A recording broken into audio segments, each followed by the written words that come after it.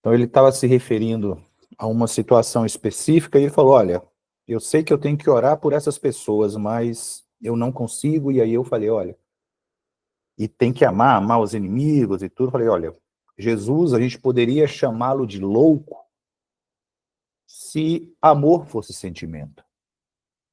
Mas a gente sabe que amor não é sentimento e a prova está na orientação de Jesus, no conselho de Jesus, que nós devemos amar os nossos inimigos. Então, amor não é sentimento, amor é uma decisão. Eu decido amar, tendo sentimento ou não. Eu decido amar. Os gregos souberam fazer isso muito bem quando eles definiram o amor em algumas categorias: ágape, filéu, estorge e eros. E aí você pega essa definição que os gregos nos apresentam e aí você aplica em determinadas situações da sua vida. Mas se você perceber, quando Jesus veio, ele desconstrói essas classificações e resume tudo num só, que é o ágape, que é o amor sacrificial, né? Você pode pegar o eros como o amor de um homem e uma mulher, o filéu como o amor de um pai e um filho, o pai, o filho e o pai, o estorge na questão das amizades, né? Mas no final das contas é tudo ágape, é tudo amor sacrificial e não passa disso, tá bom? Uma outra situação, conversando com uma pessoa a respeito de como as pessoas mais carentes e necessitadas sofrem o peso, né, de um Estado que não se preocupa com elas, e ali a gente conversando que a pessoa tem que sair muito cedo de casa para chegar no trabalho, alguns sair 4 horas da manhã para estar no trabalho 8 horas da manhã, e é aquela luta, aquela dificuldade, mas aí no final eu falei para ele, falei, olha, mas no final das contas a conclusão é, a vida é assim, a gente levanta a cabeça, sabe que ela é assim, que ela acontece desta forma, que ela se apresenta a nós desta forma, pelo menos aqui no Brasil, ela se apresenta desta forma, a gente levanta a cabeça e vai para cima. Enfrenta, suporta, mas buscando melhorar todos os dias. Todos os dias, né? Eu já falei a vocês que o contentar-se com todas as coisas e em toda e qualquer situação não nos coloca numa situação de passividade a nada. A nada. Eu vou dar graças a Deus pelo que eu tenho, pelo que eu sou, mas isso não me impede de desejar algo mais, de desejar coisas melhores, de querer melhorar, tá bom? Então, pessoal, vamos lá.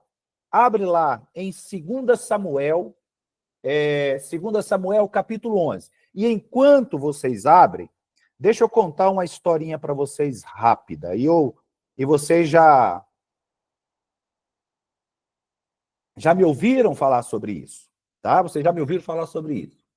Eu já falei para vocês que felicidade, né? Felicidade é coisa séria, tá? E a gente não pode brincar com a felicidade dos outros assim, não. Viu? Então, felicidade é coisa séria, a gente não brinca com a felicidade dos outros. A gente não faz piadinha com a felicidade dos outros. Então, vejam bem o que aprontaram comigo. Olhem só, olhem só. Olha, deixa eu ver se eu consigo aqui. Olha o que aprontaram comigo. Ó, observem bem, observem bem. Vejam bem, peraí, deixa eu tirar essa blusa que vocês vão ver e vocês vão me dar razão que não se brinca com a felicidade dos outros assim. Olhem só, tá dando para ler? Tá dando para ler? Ó, pedi a Deus para ser feliz e ganhei a minha nora. Pedi a Deus para ser feliz e ganhei a minha nora. Gente, não se brinca com a felicidade das pessoas assim, não, gente. E ainda coloca Deus no rolo, né? Olha aí, ó. Pedi a Deus para ser feliz e ganhei a minha nora, né? Que eu costumo chamar de genra, né? Genra. Brincadeira, viu, gente? Amei a homenagem. Duvidou que eu viria para o culto com camiseta, tá? Tá aqui, deixa eu ver se dá para ver direito. Tá aqui. E ainda vou para a festa com ela e vou para o shopping com ela. Aqui, ó. Quando ela tirou essa foto aqui, nem imaginava, né? Que ela estava arquitetando é, é, é, essa surpresa. Olha só. Tá vendo aí? Então tá aí. Viu aí, Michela? Viu aí sua filha aprontando?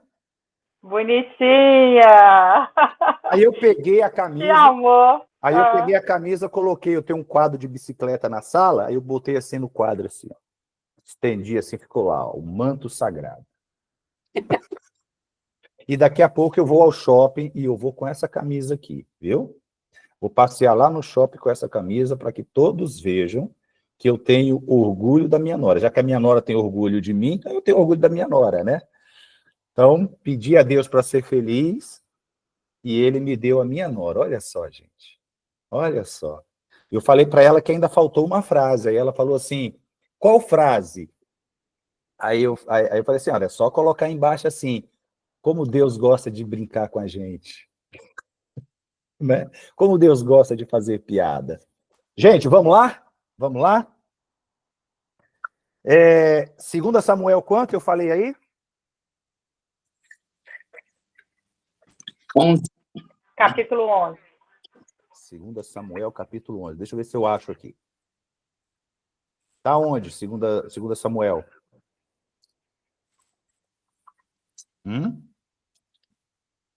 Tá entre Gênesis e Apocalipse, não é? Se eu procurar entre Gênesis e Apocalipse, eu não vou errar. Eu também já falei, e eu fico. E aí eu faço igual Paulo, né? Quando Paulo diz assim: eu não me canso de repetir as mesmas coisas a vocês. Então eu digo a mesma coisa a todos que estão aqui, eu não me canso de repetir as mesmas coisas. A gente estava. Eu tinha feito uma pergunta a vocês: por que que Jesus declarou que no mundo nós teremos aflições? Tenho certeza que se eu fizer esta pergunta agora a vocês, talvez vocês não vão se lembrar da resposta que eu dei na época, do trabalho que a gente fez na ministração, né? Talvez vocês não saibam, mas Jesus, ele declarou: no mundo tereis aflições. Tende bom ânimo, porque eu venci o mundo. Então, ele nos deu o exemplo, né? Em um outro texto, ele diz assim: eis que eu vos envio como ovelhas no meio de lobos. Não é como lobos no meio de lobos. Coach gosta muito de distorcer essa declaração de Jesus, né? Dizendo que você é um leão, que você é isso, que você é forte, que você é aquilo. Mas Jesus falou: você é uma ovelha no meio de lobos. Eu vos envio como ovelhas no meio dos lobos. Com toda a simplicidade, com toda a pureza, com toda a confiança ao seu pastor, porque as ovelhas, depois que ela se acostuma com o seu pastor, e aqui eu não estou falando de mim, tá, gente? Estou falando de Jesus. Quando a ovelha ela se acostuma com o seu pastor, ela se sente segura. Ela sabe que ela pode se distanciar um pouco naqueles pastos verdejantes, que o olhar do pastor está sobre ela, para protegê-la, para guardá-la. Então, quando Jesus ele declara que ele nos envia como ovelhas no meio de lobos, ele não está dizendo que nós devemos confiar na nossa força. Que força uma ovelha tem? Que poder uma ovelha tem? Que capacidade uma ovelha tem? Zero. A coragem dela, a determinação dela, a segurança dela está em seu pastor, que é Jesus, no nosso caso. Então a gente sabe, ainda que a gente se distancie para se aventurar em outras pradarias, a gente sabe que o olhar de Jesus está sobre nós, para nos guardar. Então, se no mundo nós teremos aflições, e eu expliquei por que Jesus fez essa declaração e por que é necessário termos aflições. Alguém se arriscaria a responder? Por que a gente sofre? Por que a gente tem dores? Não sofrimento. Sofrimento não. Tá bom? Dor sim. A dor, ela é biológica. O sofrimento, ele é emocional. Tá bom? Por exemplo, um exemplo bem simples. Você corta um dedo. Tem um corte no dedo. Você sente aquela dor. Ela é biológica. Né? A gente fala que é psicológica. Não, é biológica. Você sente a dor. Agora, o sofrimento, não. O sofrimento, primeiro de tudo, ele é uma decisão. Você decide, você escolhe sofrer ou não. Tá bom? Por quê? Porque o sofrimento é o exagerar da dor. É quando você exagera a dor. Quando você torna irracional a dor. Cortei o meu dedo. Ótimo, vou lá, faço um curativo, faço uma asepsia. Vida que segue. O sofrimento não. Cortei o dedo. Estou sentindo dor. A partir do momento eu começo a sofrer. Né? Eu começo a ter sofrimento. Em que direção? Em que sentido? A partir do momento que eu começo a dizer que eu vou perder o meu dedo, que a vida não faz mais sentido para mim, que nada mais importa, que agora acabou, e agora o que eu vou fazer da minha vida? Isso é o sofrimento. Você sente a dor de uma separação, né? Mas o sofrimento é quando você diz que a sua vida acabou, que a sua vida não faz mais sentido. Quando você é traído por alguém, você deixa de acreditar no outro porque você deixa que o sofrimento te domine. A dor, ela vai existir. A dor da traição, da separação, da perda. E eu já falei aqui que nós vivemos um mundo de perdas, dores e aflições. E se assim não fosse, aí eu volto à minha pergunta, por que que nós sofremos? Hã? Quem poderia dizer por que que nós sofremos? Sem fazer da resposta uma tese de mestrado, por favor. Em poucas palavras, por que que nós sofremos?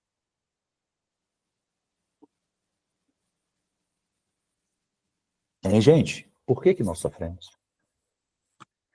Doutor, eu acho que é porque a nossa vida não é aqui. Sim, é um ponto, é um ponto. Alguém gostaria de expandir essa resposta?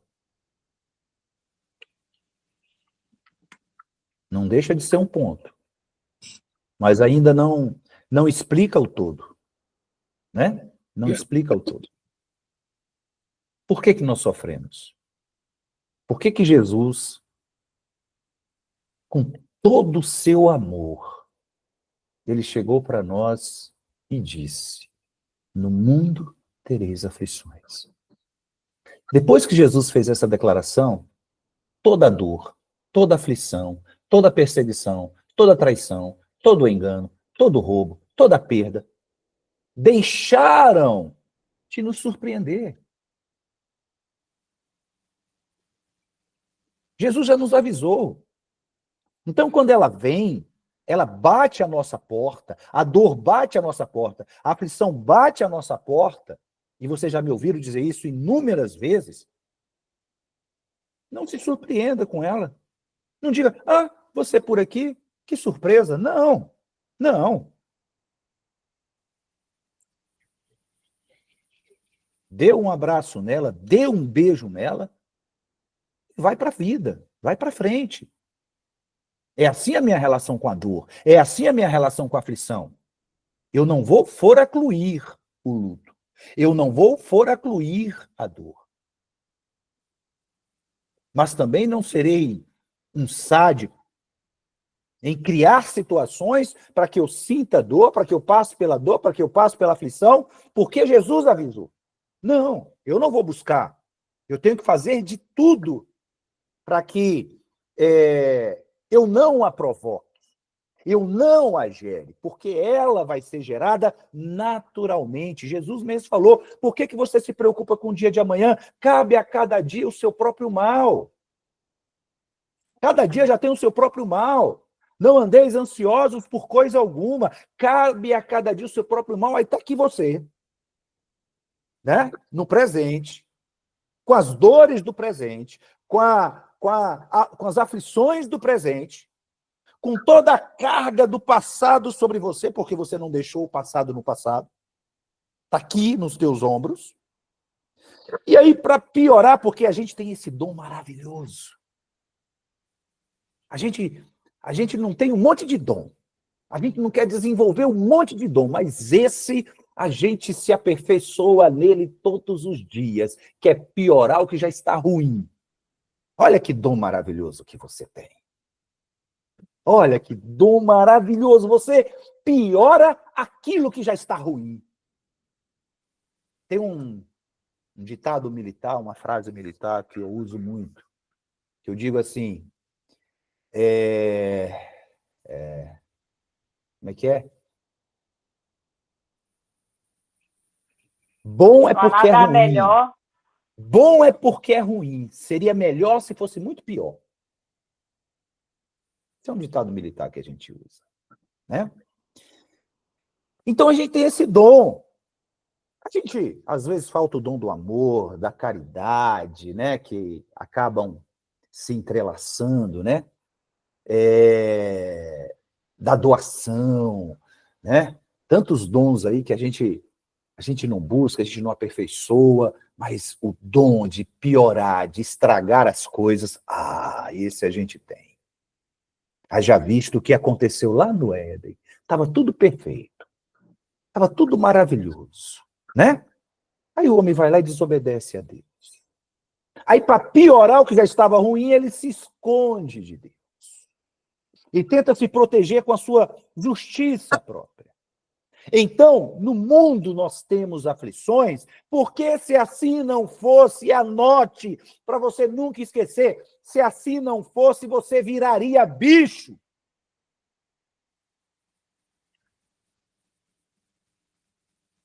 Você seria bicho. É para te humanizar. É para fazer você descer do teu pedestal de Deus, que quer ser adorado, quer ser louvado, quer ser admirado, e acha que tem o direito de pisar na cabeça de todo mundo, de usar os outros para conquistar os teus projetos, para realizar os teus sonhos. Aí Jesus vem e diz, no mundo tereis aflições, que é para você não ser um bicho na existência. Um diabo na existência. Que é isso que nós nos tornamos. É isso que nós nos tornamos. Quando você está ali, na sua zona de conforto, deitado em berço esplêndido, protegido de toda dor e sofrimento da existência, você vira um bicho. Olha para os pastores, que comem a carne, bebem o sangue, tiram a lã das suas ovelhas, para que eles possam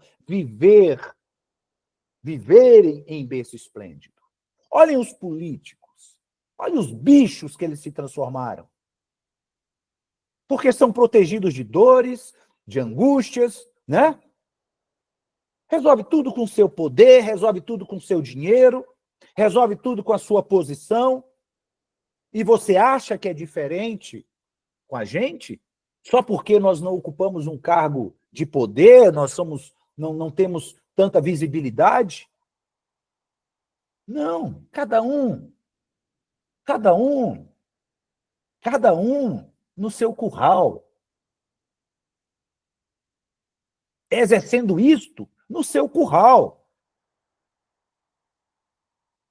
achando que é Deus no seu curral.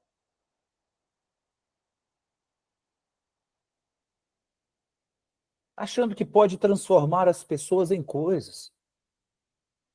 Achando que podem usar as pessoas e amar as coisas. Sabe o que o filósofo dinamarquês Søren Kierkegaard declarou certa vez? Ele disse o seguinte, que vai chegar um tempo, vai chegar um momento, vai chegar um ponto, voltando aqui à fala do Júnior no início, vai chegar um ponto, né? E a gente vai ter que decidir entre a vida estética e a vida ética. Você nunca tinha pensado nisso, não é? Você nunca tinha pensado nisso. Que há duas vidas a serem vividas. A vida ética ou a vida estética. E elas são antagônicas entre si. Elas se opõem entre si. Viu? A vida estética é aquela que é vivida a partir das aparências. A partir da sua posição, dos seus títulos, do seu dinheiro, né? E tal. E a gente vai ver aqui, calma, não tenha pressa, não. A gente vai. Sim, pastor, mas o que Samuel 2, né? 2 Samuel 11 tem a ver com tudo? Calma, a gente vai chegar lá. A gente vai chegar lá. Deixa eu tomar meu cafezinho para não esfriar mais do que já esfriou. Então, a vida estética é essa das aparências, do ilusionismo, né? Do feitiço, do encantamento, que você tenta enfeitiçar o outro, encantar o outro, a partir das visibilidades. A vida ética é aquela vida que você sabe que você tem que fazer o certo e você faz o certo. Não importa se fazendo bem, seja menos amado. Se fazendo bem, seja menos reconhecido. Se fazendo bem, você lucre com isto. Esteticamente, né? Porque a satisfação é no coração. A satisfação é na alma. Aí eu queria que você anotasse, anota aí, anota, escreve. Escreve. Um dia difícil para o ego é um dia maravilhoso para a alma. Você consegue entender isso? Você consegue entender que se está difícil para o ego, está bom para a alma?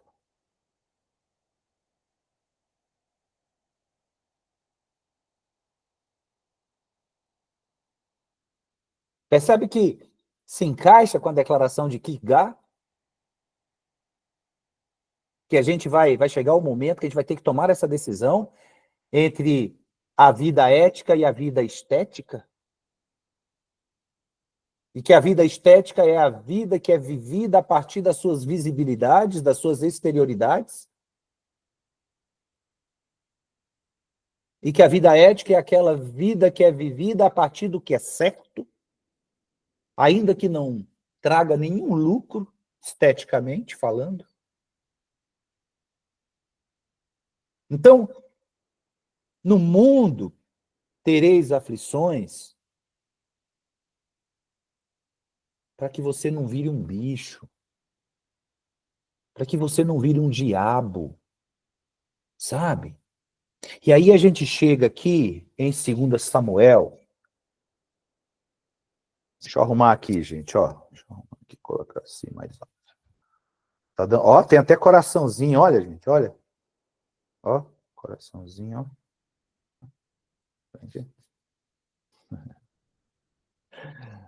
2 Samuel, capítulo 11. Vamos ler. Vamos ler. E aí você vai entender um monte de coisa. Você vai entender um monte de coisa. 2 Samuel, capítulo 11. Decorrido um ano, no tempo em que os reis costumam sair para a guerra,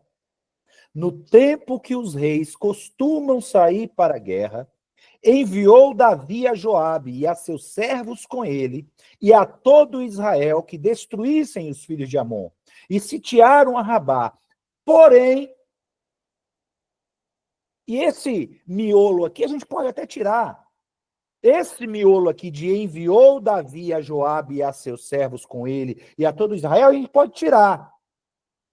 E a gente pode fazer uma leitura contínua, sem solução de continuidade, lendo da seguinte forma: decorrido o ano, no tempo em que os reis costumam sair para a guerra, Davi ficou em Jerusalém.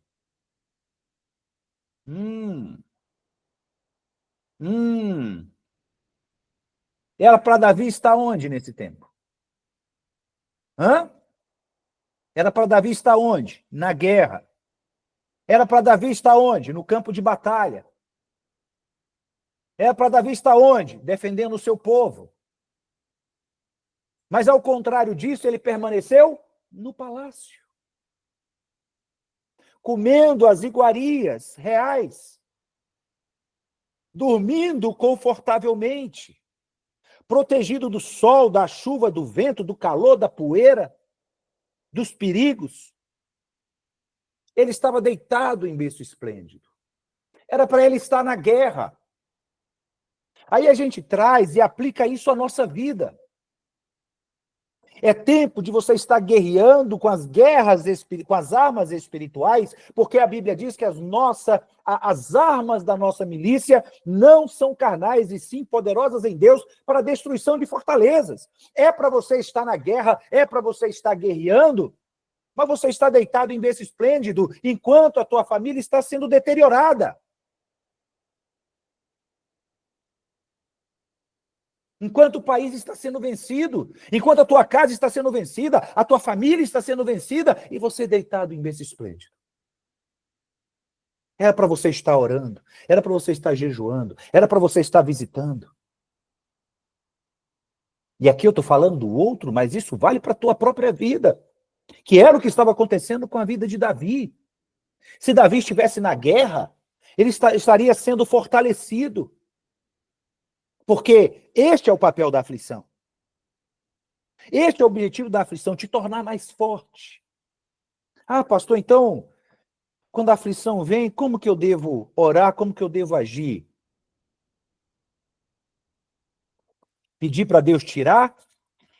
Não. Pedir para Deus te libertar? Não.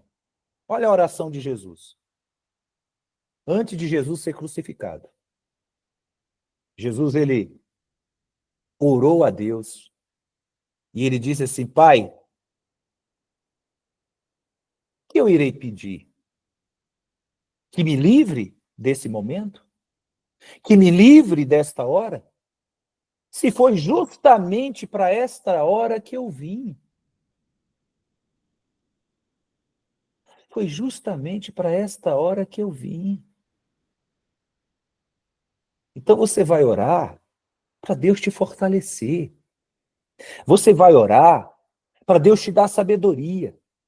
Você vai orar para que esta aflição que você terá que passar, terá que enfrentar, produza frutos para o reino de Deus. Que o nome do Senhor seja glorificado. Que o nome dele seja louvado. Quando eu falo, né, aí a gente invoca aqui, eu acho que foi Joseph Campbell, que escreveu A Jornada do Herói.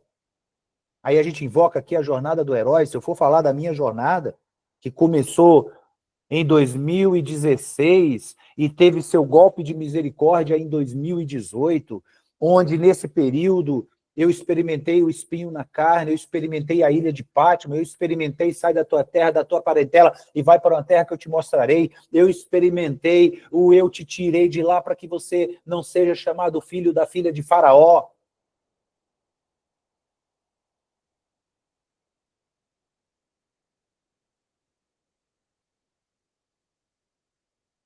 Então você sai dessa jornada muito mais fortalecido. É claro que você não vê a hora de se livrar daquela situação. Você não vê a hora de deixar aquela cruz. Quem quer vir após mim, negue-se a si mesmo. Oi, isso aqui é uma aula de psicologia, né? Negue-se a si mesmo. Tome a sua cruz e siga-me. Percebe que o tempo todo Jesus está conosco. Percebem que o tempo todo Jesus está ao nosso lado, para não nos deixar caminhar sozinhos. Porque senão, com o peso da cruz e o medo do indefinível, iria nos desviar do caminho. Aí Jesus diz assim, olha, eu sou a sua referência. Eu sou o seu farol nesta caminhada que você terá que trilhar. Então é tempo de você dobrar os seus joelhos. É tempo de você fazer uso das armas da tua milícia que não são carnais, porque a nossa luta não é contra carne e sangue. Teu problema não é o teu vizinho, teu problema não é o teu chefe, teu problema não é o teu marido, teu problema não é a tua esposa, teu problema não são os teus filhos. É contra principados, potestades, dominadores desse mundo tenebroso, é o que a Bíblia diz. Então é tempo de guerra, mas você está deitado em berço esplêndido. As pessoas estão morrendo, você deitado em berço esplêndido. A tua família está acabando, você deitado em berço esplêndido. Era tempo dos reis irem à guerra. Daqueles que reinam sobre as circunstâncias, daqueles que reinam sobre as situações, daqueles que reinam sobre os problemas, porque na carta de João, ele diz que nós somos nação santa, sacerdote real, povo escolhido de Deus. É você saber quem você é, e não só saber quem você é, mas também, a partir daí, sabendo quem você é, na sua individuação, e não individualidade, individuação, que é a sua identidade em Cristo, que é a sua identidade em Deus, se colocar na guerra, se colocar onde você tem que estar. Não é escondido, sabe? Olhando de longe, para ver o que vai acontecer, igual fez Pedro. Versículo 2, uma tarde, olha aí, o que a vida tranquila, mansa e suave faz com a gente. Uma tarde levantou-se Davi do seu leito, olha, ele não ficou, enquanto o exército dele estava na guerra, não ficou no palácio treinando, buscando habilidade na espada, no arco, na lança, não, né? Levantou-se do seu leito e andava passeando no terraço da casa real. Daí viu uma mulher que estava tomando banho. Era ela muito formosa. Davi mandou perguntar quem era. Disseram-lhe, é Betseba, filha de Eliã. E, rei, tô falando contigo, rei. Rei, tô falando contigo. E ele lá enfeitiçado. Rei, agora vem a parte mais importante. Não interessa. Rei, agora vem a parte mais importante. Não interessa. Rei, olha a parte mais importante. Mulher de Urias, teu soldado, aquele que te serve, que está lá na guerra. Mulher de Urias. Ela tem dono. Ela tem senhor. Só faltou eles dizerem assim, não mexa com ela. Não mexa com ela. Versículo 4. Então enviou Davi mensageiros que a trouxeram. Ela veio e ele se deitou com ela, tendo-se ela purificado da sua imundícia, voltou para a sua casa. Talvez você possa dizer assim, mas ela quis. Mas ela também teve culpa. Mas ela se ofereceu, quem não ia, né? Qual mulher não gostaria de deitar com o rei da nação? Opa, a gente vai ver que não é bem assim. A gente vai ver que não foi bem assim. Porque a Bíblia traz sentenças pesadas para aqueles que adulteram, para o homem e para a mulher. Quando você vai no Novo Testamento, você vê que a religião tinha distorcido isso e culpado era só a mulher. Por isso aquele conto com Jesus, com aquela mulher pega em adultério. Cadê o homem? Só a mulher foi levada para ser apedrejada. Lá em Deuteronômio, se eu não me engano, deviam ser apedrejados os dois. Aí a gente vai ver que Betseba não teve culpa alguma, porque quando Deus vai tratar desse pecado com Davi, ele não fala nada de Betseba. Porque a mulher, naquela cultura, ela estava sujeita a 3 autoridades. Primeiro, enquanto em casa, ao pai.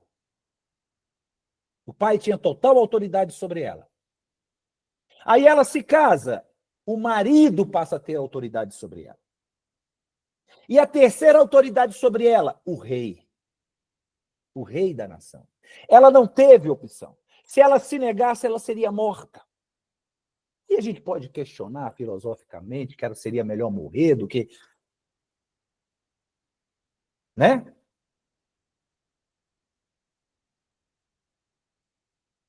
Aí no versículo 5 diz o seguinte: a mulher concebeu e mandou dizer a Davi: estou grávida. Mas aí a gente volta um pouquinho, e aí a gente vê que essas coisas ainda acontecem hoje. Lembra que eu falei do nosso curral? Lembram? A gente faz isso no nosso curral. A gente usa da nossa beleza para subjugar o outro. A gente usa da nossa eloquência para subjugar o outro. A gente usa da nossa posição para subjugar o outro. A gente usa do nosso dinheiro para subjugar o outro. A gente usa da nossa inteligência para subjugar o outro, ainda que você diga, mas eu não sou rei. Se eu não sou rei, eu não subjugo ninguém. Subjuga. Dentro do seu curral, você subjuga. Dentro do seu curralzinho, você exerce a tua autoridade para subjugar o outro. Aí é interessante que a Bíblia diz assim, Deus, ele dando sabedoria para Paulo, num texto do Velho Testamento, quando lá no Velho Testamento, diz assim, não atarás a boca ao boi que debulha. Ou seja, aquele boi que está com a sua canga no pescoço, rodando aquela roda de moer, sabe? E o que eles faziam na época? Eles amarravam a boca daquele boi para que ele não comesse as sementes que estavam sendo debulhadas. Para que ele não se alimentasse da semente que estava sendo debulhada. Que é uma injustiça. Por isso que lá no Novo Testamento fala que digno é o obreiro do seu salário. Na sequência, quando Paulo ele traz essa interpretação. Quando ele diz assim, olha, digno é o obreiro do seu salário. Por acaso não leste que o que está escrito, não atarás a boca ao boi que debulha? Por acaso é de bois que Deus está se preocupando? Por acaso Deus está preocupado com boi? Ele está preocupado com você, que está trabalhando e não está recebendo o fruto do seu trabalho. Que está sendo explorado, que está sendo enganado. Aí ele vem e diz, digno é o obreiro do seu salário. E aqui não é diferente. Você lê isso aqui, você pensa que é só para Davi. Que a gente não faz isso nos nossos currais. Que você não exerce essa manipulação e essa dominação a partir daquilo que tu és, a partir daquilo que tu tens, a partir daquilo que tu expressa. Através da sua vida estética. Ela não tinha opção.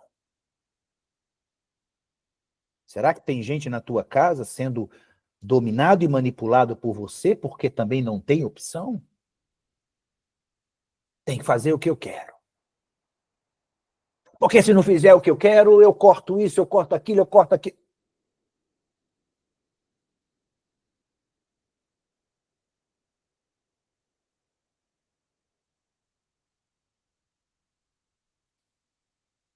A mulher concebeu, versículo 5, e mandou dizer a Davi, estou grávida. Então enviou Davi mensageiros a Joabe, dizendo, manda-me Urias, o heteu.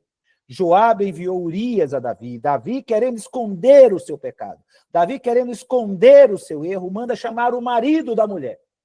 Vocês conhecem a história, para se deitar com ela, e aquele filho, e o seu pecado, o seu erro, a sua maldade, a sua manifestação de bicho, de diabo, porque é isto que uma pessoa que é poupada de dores e aflições, aquele pai que protege o filho de tudo, não deixa ele sofrer, dá tudo que ele pede, aí ele erra, aí não tem problema não, vou contratar o melhor advogado para te proteger.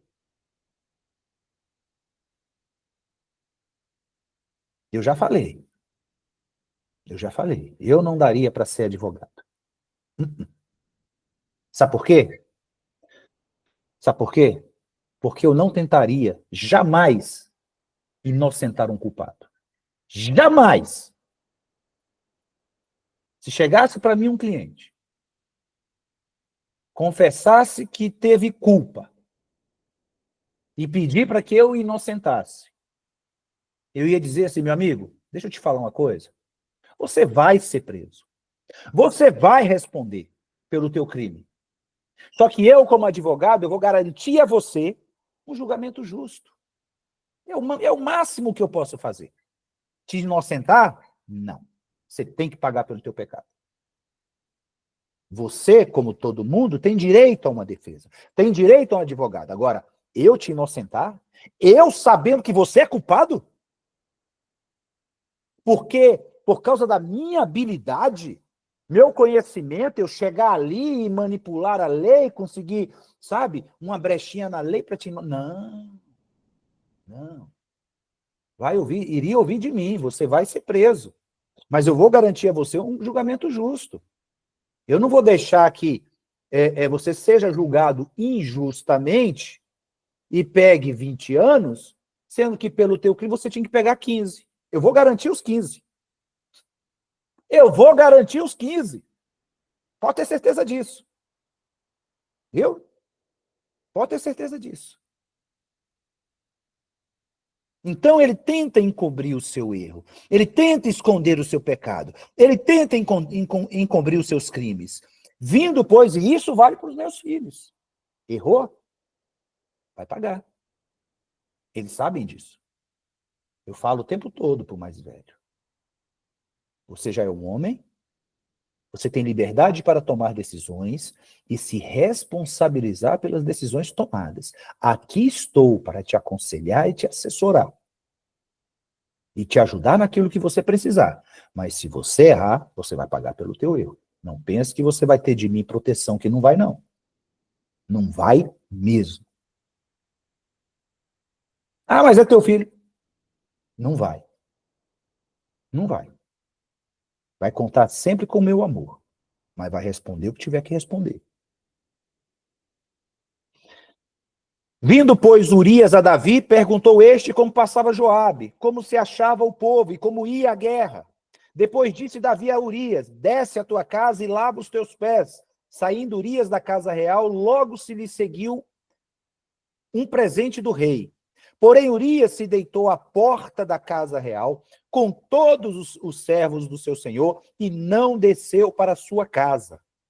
Fizeram-no saber a Davi, dizendo, Urias não desceu à sua casa. Então disse Davi a Urias, não vens tu de uma jornada? Por que não desceste à tua casa? Respondeu Urias a Davi, a arca, Israel e Judá ficam em tendas. Joabe, meu senhor, e os servos de meu senhor estão acampados ao ar livre, e hei eu de entrar na minha casa para comer e beber, e para me deitar com minha mulher?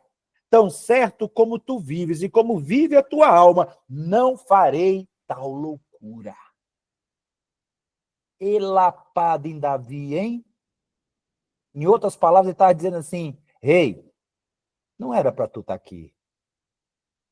Rei, não era para você estar deitado em berço esplêndido. Rei, não era para você estar no palácio. Israel está lá no campo de batalha. A arca que representava a presença de Deus também está lá no campo de batalha. E você aqui, longe da presença de Deus. Porque a presença de Deus está lá, no campo de batalha.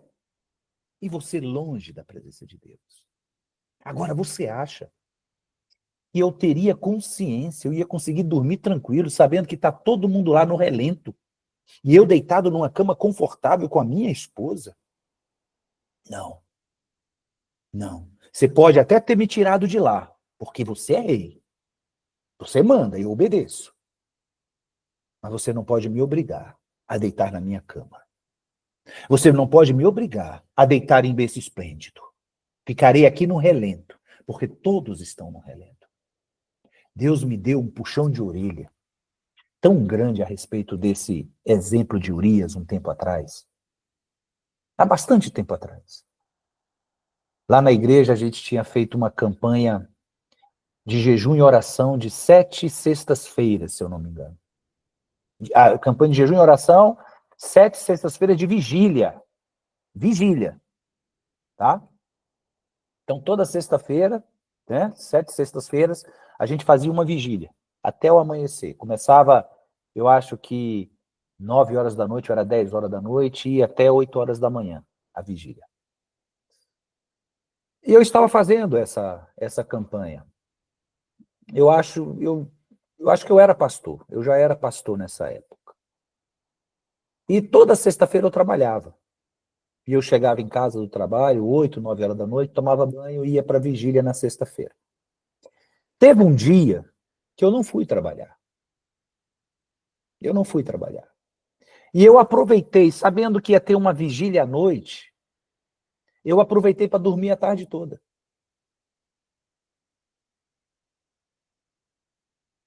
E quando deu o horário, eu acordei, tomei um banho e fui para a igreja, para participar da vigília. E quando a gente foi orar, que a gente dobrou os joelhos para orar, Deus me pegou pela orelha, nesse texto de Urias. E ele começou a falar comigo sobre isto aqui. Em outras palavras, é como se ele dissesse assim: como tu teve coragem de dormir, porque você teve a oportunidade de dormir, enquanto a maioria aqui trabalhou o dia todo. A maioria que está aqui trabalhou o dia todo. Agora, só porque você teve a oportunidade de dormir a tarde toda, você dormiu a tarde toda. Para tornar o peso da vigília mais leve. Enquanto para todo mundo aqui, pelo menos para a maioria, que não teve essa oportunidade, que teve que trabalhar o dia todo e saiu do seu trabalho e veio direto para cá e vai passar a noite todinha acordado, essas pessoas não tiveram essa oportunidade.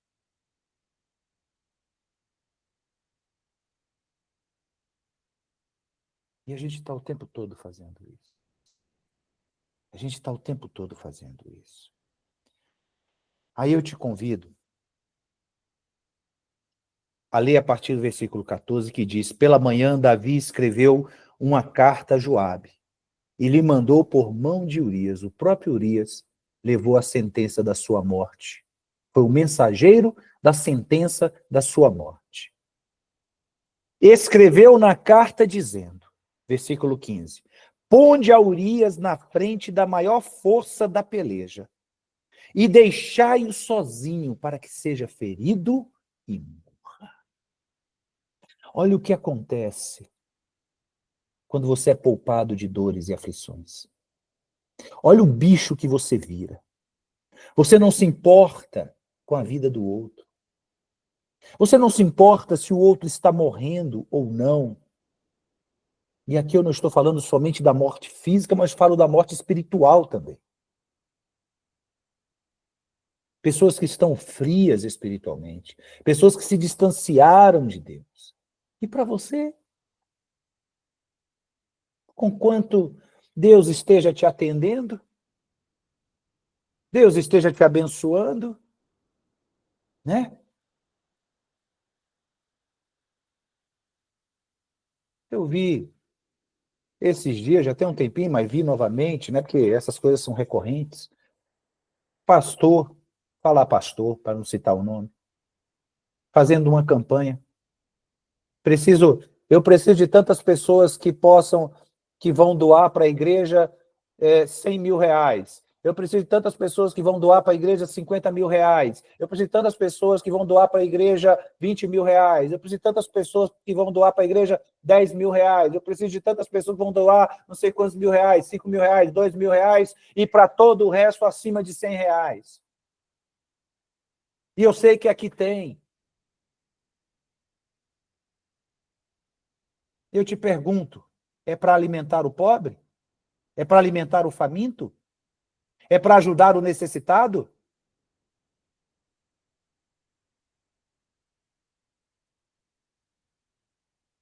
É para colocar comida na mesa daquele que não tem?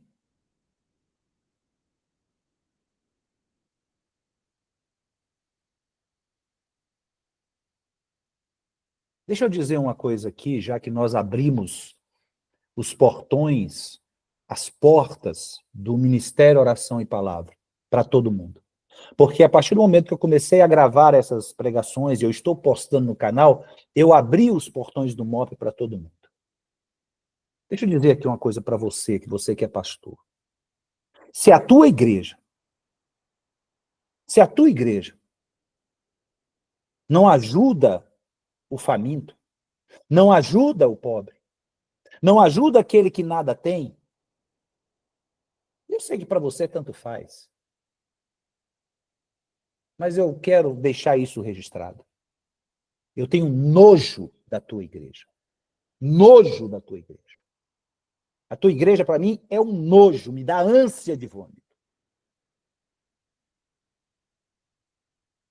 E olha que eu sou um vermezinho de Jacó.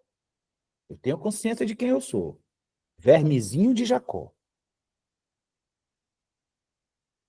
Se eu, que sou um vermezinho de Jacó, tenho nojo da tua igreja, imagina Deus.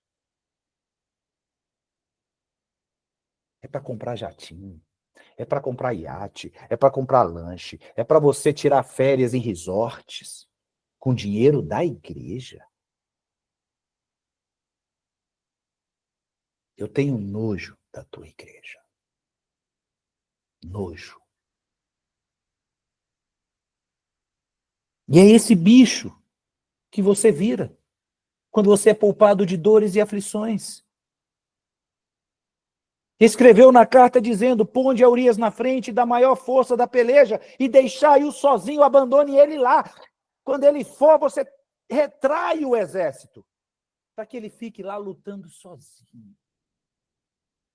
Quantos pastores estão na frente de batalha lutando sozinho e o exército chamado igreja recuou?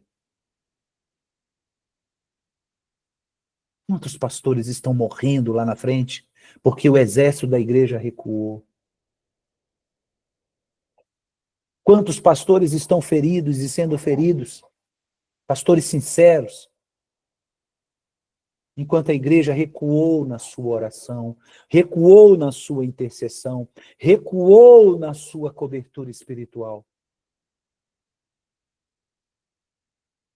A morte desses pastores está na sua conta, igreja.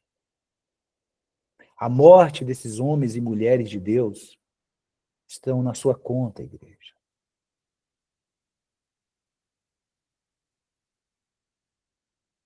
Tira o exército, chama o exército para trás, deixa ele lá sozinho. Deixa ele lá sozinho. Deixa ele morrer sozinho. Nem um sepultamento digno ele vai receber.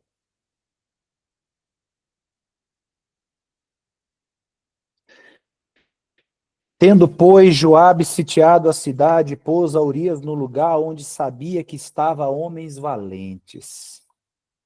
Saindo os homens da cidade, pelejando com Joabe, caíram alguns do povo.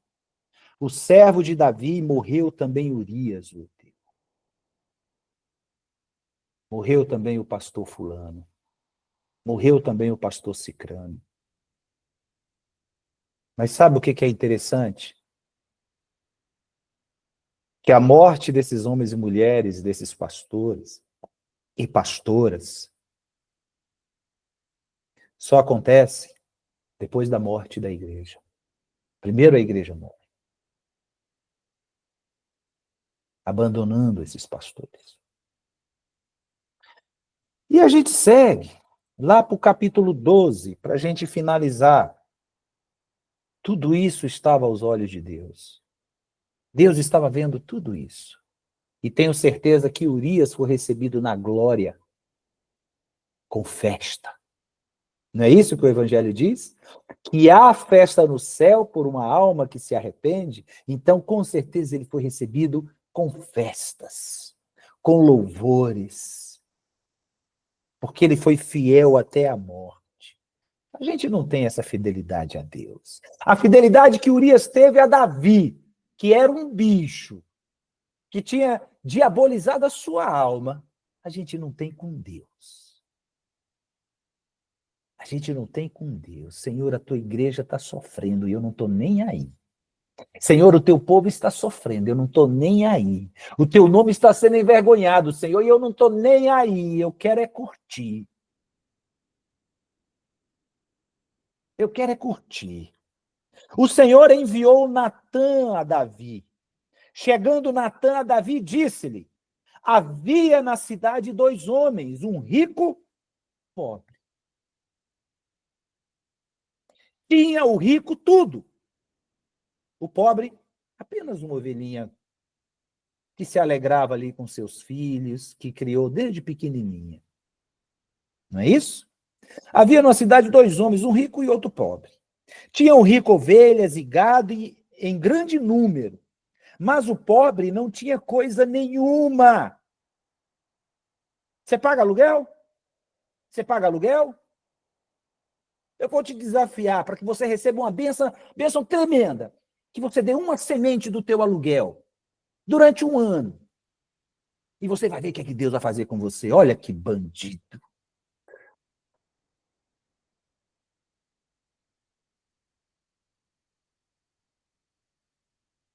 A pessoa já não tem nada, gente.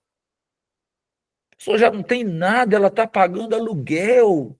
E o cara quer o dinheiro dela. Come a carne, bebe o sangue, tira a lã das ovelhas. Não tem nada, mas o pobre não tinha coisa nenhuma. Senão uma cordeirinha que comprara e criara e que em sua casa crescera junto com seus filhos. Comia do seu bocado, ele ainda repartia o pouco que ele tinha com essa cordeirinha.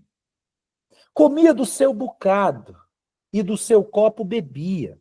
Dormia nos seus braços e a tinha como filha. A tinha como filha. Vindo um viajante a homem rico, porque o pobre nem visita ele recebe. Quem é que quer visitar pobre, gente? Hã? Não, mas você visita o rico, você visita o palácio, você visita a mansão, você visita o palacete. Mas o pobre, quem visita? Hum? Quem é que doa um pouquinho do seu tempo para fazer uma visita na casa do pobre? E aí não é para comer o que ele tem, mas para levar, para abençoar, sabe?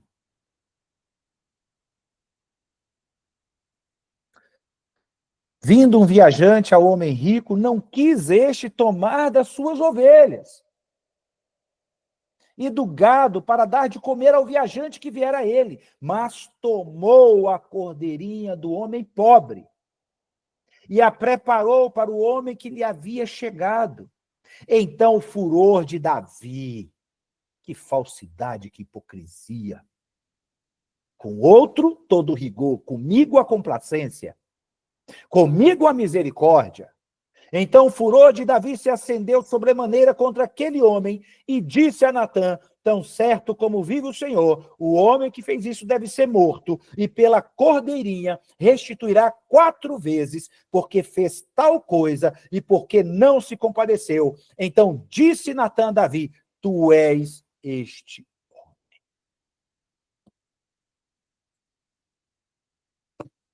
Tu és este homem. A pior coisa que tem é fazer negócio com crente. Você, sendo um empresário cristão, um profissional cristão, fazer negócio com crente. Porque se você tem como prática dar 10% de desconto a todo mundo a respeito do seu produto ou do teu serviço, o crente não quer só 10%. Porque como você é irmão e irmã em Cristo, ele quer mais. Não, peraí, meu irmão, 10% você dá para todo mundo, agora eu sou teu irmão em Cristo. No mínimo 15, no mínimo 20, no mínimo 30, no mínimo 50. Ou seja, a pessoa já não tem nada e você quer tirar o que ela tem. Sabe o que a gente tinha que fazer? Você sabendo que aquela pessoa é um irmão em Cristo, ao invés de você pedir desconto de 10%, vamos dar um exemplo, você virar para ele e falar assim, quanto custa? Não, custa R$100, mas para você eu vou te dar 10%. Você dizer, acrescente 10%. Acrescente 10%. Você está me cobrando 100? Me cobre 110. Eu quero pagar 110. Eu não peço desconto a ninguém. Quando eu vejo que o preço é justo, eu pago o que está sendo me cobrado. Quando eu vejo que o preço não é justo, eu dou a oportunidade para aquela pessoa me apresentar um preço justo. Mas eu não peço desconto. A pessoa diz o preço e eu falo assim, é isso mesmo? É isso mesmo? Aí a pessoa, é. Falei, então tá bom. Se eu tenho dinheiro, eu compro. Se eu não tenho, obrigado, vou para outro. Deixa eu te contar uma história, e eu acho que eu já contei essa história de um pedreiro que trabalhou na minha casa quando eu morava num apartamento. Chamei esse pedreiro, que já fazia serviço na minha casa por muito tempo. Sempre que eu precisava de alguma coisa, ele sempre estava disponível. Pedi para ele, eu tinha reformado o apartamento todo, e como a cozinha acaba sendo quase que o dobro da reforma do apartamento todo, minha cozinha parece que é a parte mais cara da casa. Aí eu cheguei para ele e pedi para ele fazer um orçamento de mão de obra, falei o que eu queria fazer e tudo. E aí ele me deu o preço. Ele me cobrou R$5.000. Eu olhei para ele, olhei para o serviço, olhei para ele. E aí eu brinquei com ele. Eu falei assim, meu irmão, você perdeu a noção das coisas? Você perdeu a noção da vida? Como é que você tem coragem de me cobrar R$5.000 para fazer esse serviço? Aí ele, não, por quê? Você acha que está caro? Quiser, eu te dou um desconto. Aí eu falei assim, meu irmão, eu vou te apresentar duas propostas. Se você rejeitar a primeira, automaticamente você vai ter que aceitar a segunda. E eu peguei na primeira e escrevi num papel assim. Ele me cobrou quanto? R$5.000. Aí eu coloquei R$7.500 na primeira proposta. Na segunda proposta eu coloquei 0. Peguei o papel, entreguei na mão dele. Falei, tá aqui. Essa é a minha contraproposta à proposta que você me apresentou. Eu acresci do valor que ele me cobrou R$2.500, ou seja, 50% do valor que ele tinha me cobrado. Ao contrário do que faz a maioria. Como diz o texto aqui, você tem tudo. E você tira a única coisa que a pessoa tem. Você está contratando ele pagando por um luxo, não por uma necessidade. Porque a reforma da minha cozinha, a cozinha estava lá.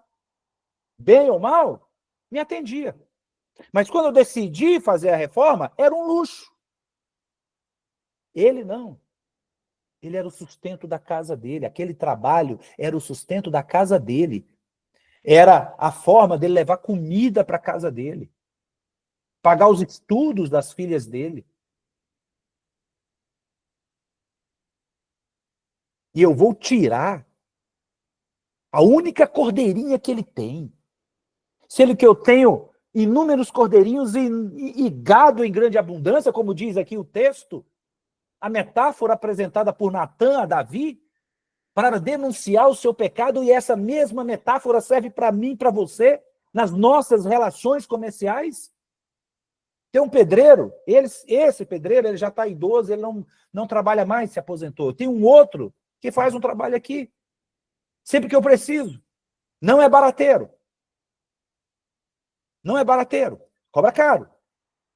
É bom. Pergunte para ele se algum dia eu pedi 1 centavo de desconto. Pergunte para ele se algum dia eu falei, não, meu amigo, aí não dá, não tem como deixar mais barato. Não. O preço que ele dá é o preço que eu pago. O preço que ele dá, se eu tenho para pagar, eu pago. O preço que ele dá, se eu não tenho para pagar, eu digo para ele, meu irmão, agora eu não tenho condições de fazer. Eu vou dar uma capitalizada e daqui a 2, 3 meses eu te chamo. Pronto, mas eu não peço 1 centavo de desconto.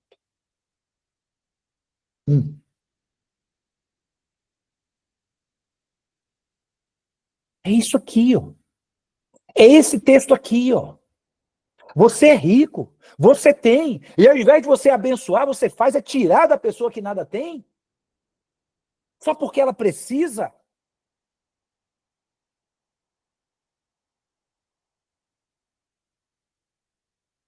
Só porque ela precisa. Então, se eu fosse dar um título a essa mensagem, seria Existindo como bichos. Existindo como bichos, como predadores, como o diabo da vida do outro. Amém? Amém? Amém? Amém? Espero que vocês tenham entendido. Michela, sua filha tem um coração gigante. Uma menina muito fácil de amar, viu? Muito fácil de amar. Quero aproveitar e te dar os parabéns pela criação, pelo presente que Deus deu a vocês, chamada Giovana, viu? Viu? E saiba que ela aqui em Brasília, ela tem um pai e uma mãe, que ela pode contar, tá bom? Parabéns, viu? Uma menina, como eu falei, se ama muito fácil, muito fácil. O coração dela é muito grande, tá? Parabéns, dê meus parabéns ao seu esposo, tá bom? Que Deus continue abençoando a vida de vocês. Gente, é isso? Alguém quer falar alguma coisa?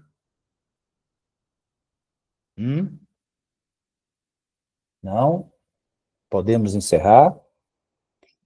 Então vamos orar. Querido Deus, maravilhoso eterno Pai, nós te damos graças, meu Senhor, por este culto.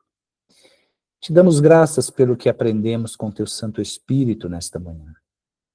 Sabemos, meu Senhor, que precisamos rever, meu Senhor, as nossas atitudes, os nossos pensamentos, as nossas escolhas, o nosso comportamento diariamente em Ti, meu Senhor.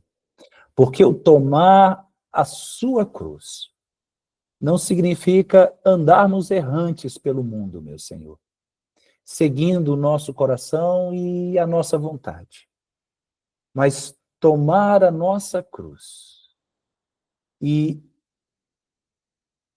negarmos a nós mesmos é seguirmos a Ti todos os dias. Negue a si mesmo, tome a sua cruz e siga-me, disse Jesus. Não há sentido nenhum na negação do si mesmo, não há sentido nenhum no tomar a nossa cruz. Não há sentido nenhum, Senhor, fazermos estas coisas se não completarmos seguindo a Ti todos os dias, tendo o Senhor como modelo das nossas vidas, meu Senhor. Em nome de Jesus, nós te agradecemos, meu Senhor. que a graça do Senhor Jesus Cristo, o amor de Deus e as doces consolações do Espírito Santo seja com cada um nesta manhã, com cada família aqui representada, desde hoje para todo sempre. Se você crê, diga amém e graças a Deus. Amém? Que Deus vos abençoe, tenha uma semana de paz, uma semana de conquistas e, principalmente, uma semana de intimidade com Deus. Tchau, tchau, tchau, gente. Fique com Deus.